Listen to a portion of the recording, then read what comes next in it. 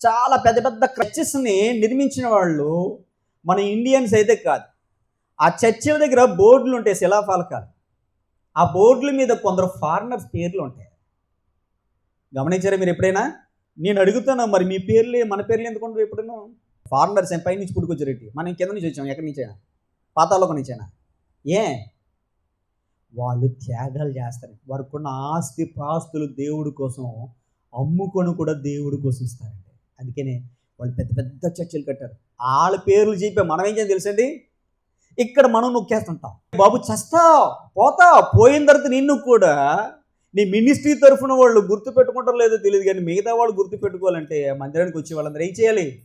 అరే పోయేలోగు నీకున్న ధనాన్నంతటి వాళ్ళ వెచ్చించి సేవ చేయనాయన, వాళ్ళే వెచ్చించి దేవుడి మందిరాలు కట్టు, దేవుని సేవకులకు సహాయపడు, అభాగ్యులకు సహాయం అందించు, సమస్యలు ఉన్న వారికి చేయూత నువ్వు.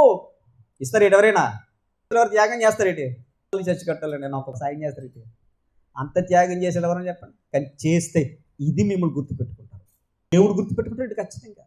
దేవుని కోసం అసలు విదేశీయులు పంపిస్తే ఎక్కడ సేవ చేయడం గొప్ప కాదు. మన దగ్గర కూడా చాలా ధనం ఉంది, మన దగ్గర ధనం పెట్టి మనమే గొప్పగా సేవ చేద్దాం, అనేక మందిరాలు కడదాం, అనేక మందికి ఉపయోగపడి ఇలాంటి మన వంతుగా మానవత్వంతో దైవత్వాన్ని చూపించే గొప్ప సేవా కార్యక్రమం